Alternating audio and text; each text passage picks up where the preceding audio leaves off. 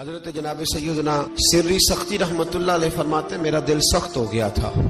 میں بڑا پریشان رہتا تھا۔ حضرت معروف کرخی رحمت اللہ علیہ کی بارگاہ میں کئی دفعہ عرض کی، میں نے کہا بابا میں اس کا کیا کروں، یہ سخت ہو گیا، مہینوں ہو گئے یہ اللہ کے خوف میں نہیں رویا، سالوں بیت گئے حضور کی نعت سن کے نہیں رویا، اب تو کتنا وقت گزر گیا ہے، اسے مدینے جانے کے لیے بھی رونا نہیں آتا، حضور یہ سخت ہو گیا ہے، کوئی رحمت کی نظر ہو،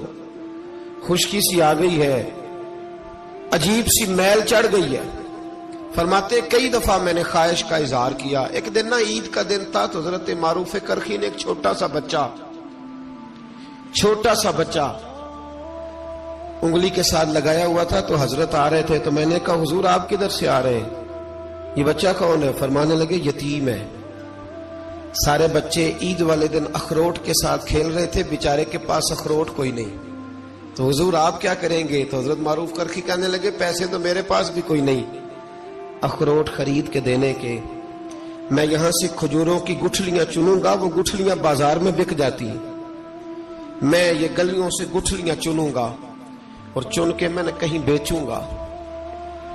اور جب میں انہیں بیچوں گا تو پھر یتیم کے لیے 2-4 اخروٹ خریدنے کے قابل ہوں گا، پھر میں اسے اخروٹ خرید کے دوں گا۔ پتہ نہیں کہاں کی بات سنا رہا ہوں میں آپ کو، اور پتہ نہیں کہاں کا ذکر کر رہے ہیں بابا جی۔ بچہ یتیم ہے، بچے اخروٹ سے کھیل رہے تھے، اس کے پاس اخروٹ کوئی نہیں۔ بابا آج کا پیر تو معرفت کی بات کرتا ہے، تو یتیم کے لیے گٹھلیاں چننے چلا ہے۔ آج کا پیر تو کہتا ہے میں اے سی والے کمرے میں بیٹھ کے تمہیں بڑا عرش کے اعلیٰ کی بات بتاؤں گا، یتیم کے لیے گٹھلیاں چننا، مدرسے کے طلباء کی نوکری کرنا، یتیموں کا، غریبوں کا، ان مجبوروں کا خیال کرنا، یہ تو رواج ہی نہیں ہے آج کا۔ بابا تو کیا کہانی سنا رہا ہے؟ تو حضرت معروف کرخی کہنے لگے گٹھلیاں چنوں گا، پھر انہیں بیچوں گا، پھر جب کچھ پیسے ملیں گے نا تو میں اسے اخروٹ خرید کے دوں گا، اور فرمانے لگے جب یہ اخروٹ سے کھیل کر ہنسے گا نا تو اللہ میرے دل کو سکون عطا فرمائے گا۔ میں گٹھلیاں چننے جا رہا ہوں، میں مزدوری کرنے تیری تلاش میں پھرا میں جنگل پہاڑ اور دشت میں۔ تو حضرت سری سختی فرماتے ہیں میرے گھر میں پیسے تھے، میں نے کہا حضور اگر یہ نوکری مجھے مل جائے تو میں غلام جو ہوا، اگر مجھے دے دے یہ نوکری تو میں نہ کر لوں؟ فرمانے لگے تو کر لے۔ فرماتے میں اس یتیم کو پہلے گھر لے گیا، وہاں سے میں نے پیسے لیے، پھر بازار لے گیا، کپڑے خریدے، اس کے لیے ٹوپی خریدی، پھر میں نے اسے 2 کھجوریں کھلائیں، پھر اخروٹ خرید کے دیے۔ حضرت سیدنا معروف کرخی کہتے ہیں اس کو میں نے چیزیں دے کے نا، وہ بچہ تھا، بچے ہی ہوتے ہیں، میں نے جب اسے اخروٹ دیے تو وہ دوڑنے لگا، میں بھی ہلکا ہلکا پیچھے چلنے لگا۔ فرماتے ہیں وہ جا کے بچوں کے گروہ میں مل گیا، وہاں درجنوں 20 بچے کھیل رہے تھے، وہ مل گیا، وہ کھیلتا رہا۔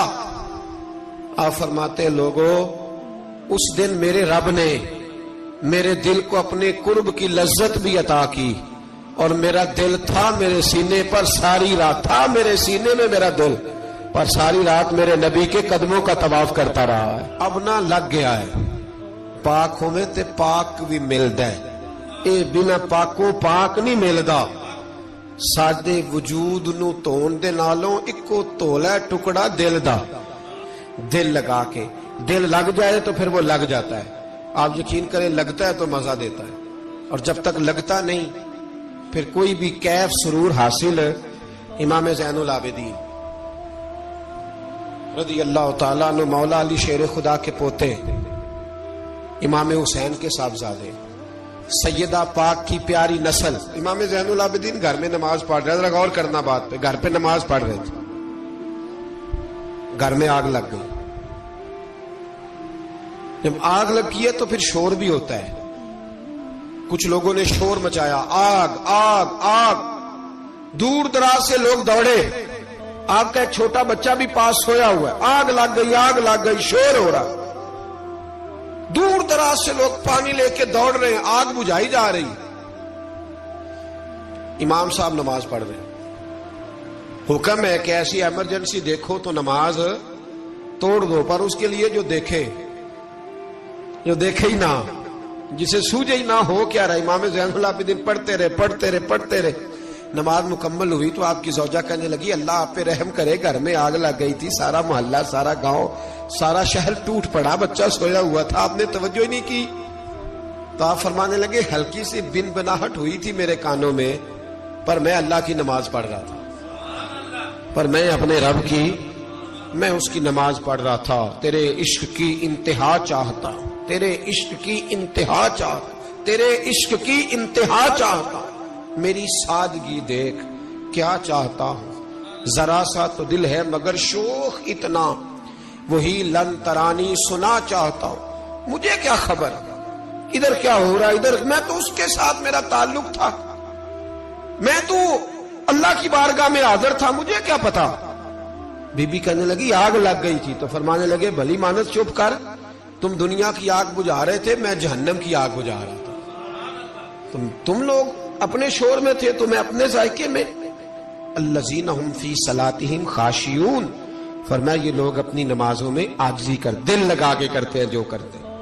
وہ بڑی خوبصورت مثال ہے، حضرت رومی نے لکھی ہے، بڑی مشہور بھی ہے۔ ایک نمازی نماز پڑھ رہا تھا، میری طرح کا نمازی، مجنو اس کے آگے سے گزر گیا، لیلا کے گھر جا رہا، تو نمازی اتحیات پہ تھا، اتنی دیر میں اس نے بھی نماز مکمل کر لی، تو پیچھے سے جا کے مجنو کا گریبان تھاما، کہنے لگا شرم نہیں آتی تجھے، مسئلے کا نہیں پتا،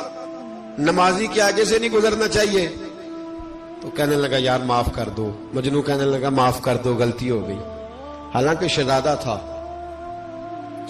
تھا، پر معافیاں کیوں مانگ رہا ہے؟ اس لیے کہ کسی سے دل جو لگ گیا ہے، عاجزی آ گئی، ان کے چل یار معاف کر دے، تیری مہربانی، نمازی ناراض نہ ہو جائے، نمازی بڑے ڈاڈے ہوتے ہیں، کئی دفعہ بڑے سخت ہوتے ہیں، نمازی تھا بڑا پکا، تو وہ کہنے لگا نہیں،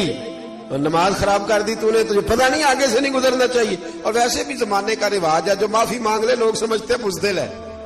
یہ بھی بڑا مسئلہ ہے، آپ تھوڑا سا کہہ دیں کہ جب دیکھی جائے گی جو ہوگی، لوگ سمجھتے ہیں نہیں ہے دم کم، معافی مانگ لے سامنے والا بگڑ جاتا ہے، اللہ ماشاءاللہ،